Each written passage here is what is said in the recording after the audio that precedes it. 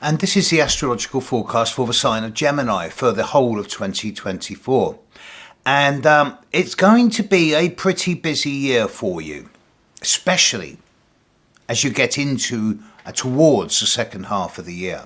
So let's get the basics out of the way first.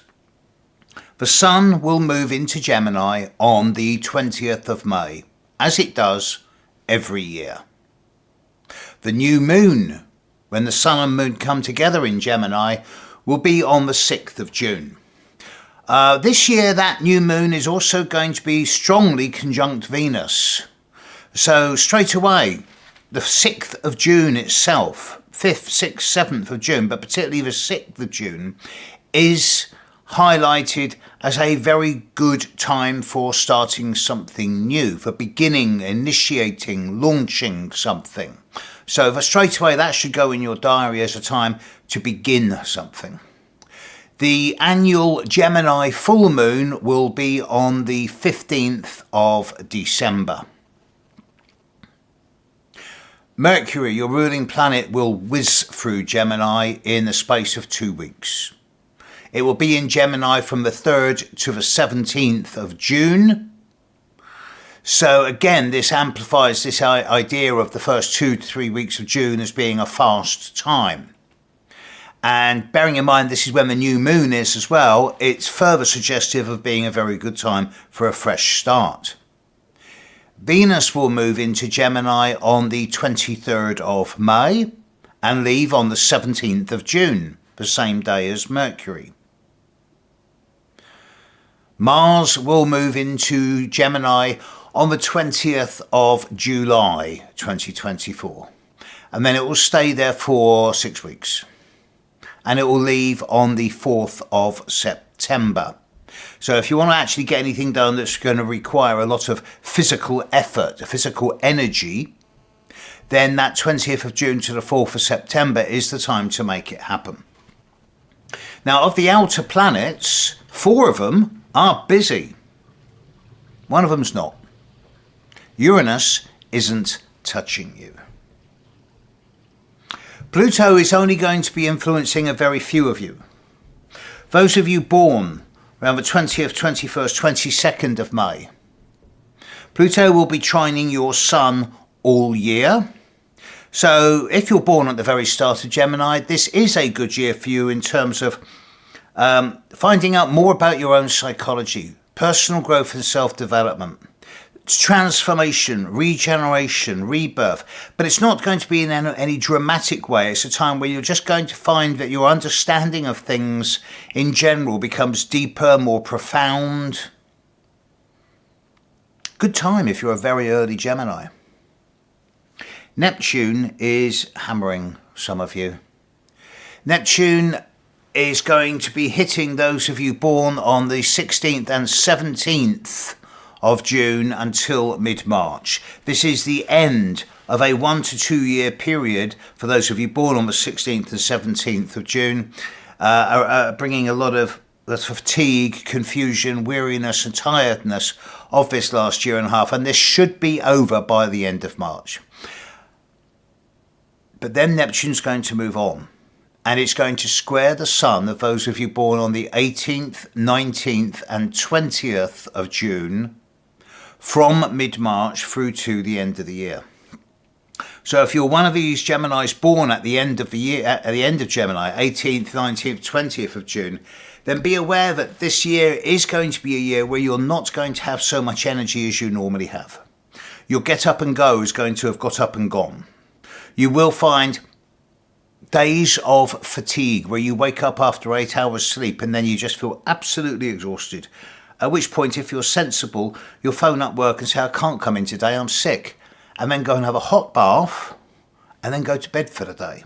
This is a time where you may feel more weary, more fatigued, more exhausted than normal for no apparent reason.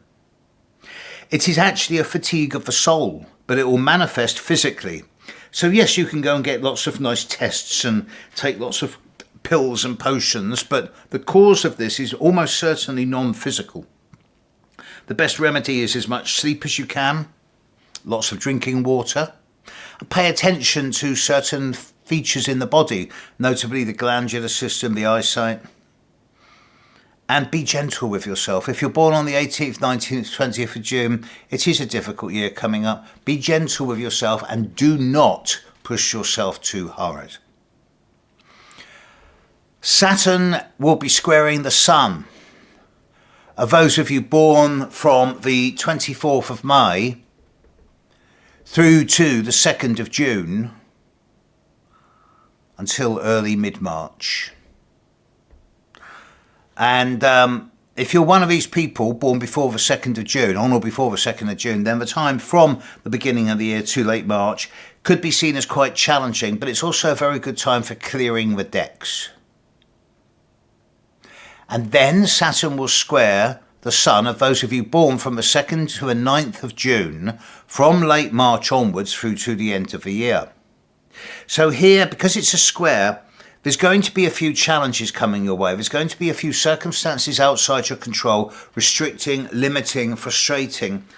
And the best thing you can do is cut your cloth according to the circumstances of your life. Weed, prune, streamline. Don't push yourself too hard. Don't take on lots of new things. And indeed, cut away a lot of the surplus of the crap. Concentrate on your priorities.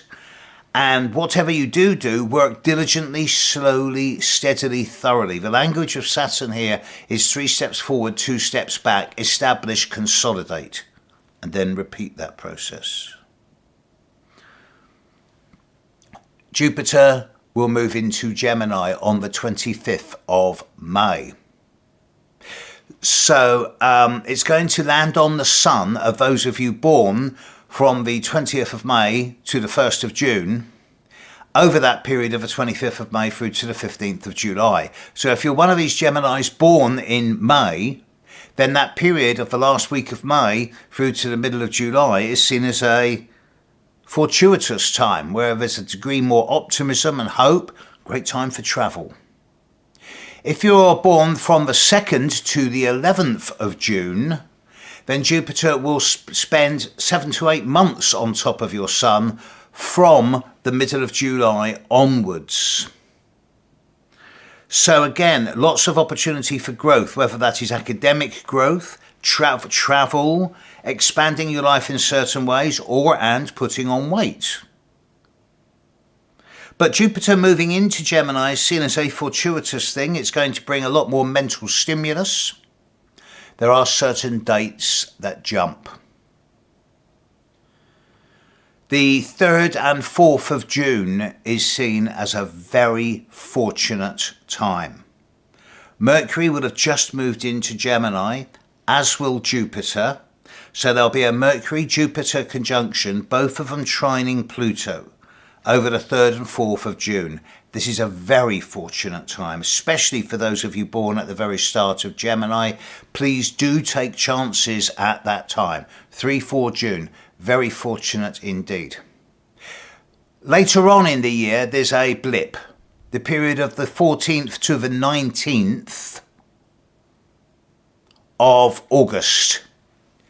This is when Mars in the sky will be on top of Jupiter in Gemini, and they will both be squaring Saturn. Now this is going to be happening in mid-August, and it's going to be affecting those Geminis born predominantly around the 6th, 7th, 8th of June.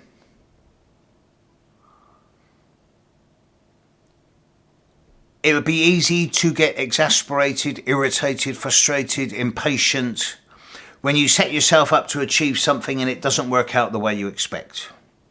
So if you find that that time of the 14th to the 19th of August holds a few setbacks, take it on the chin, because it's a one-time situation.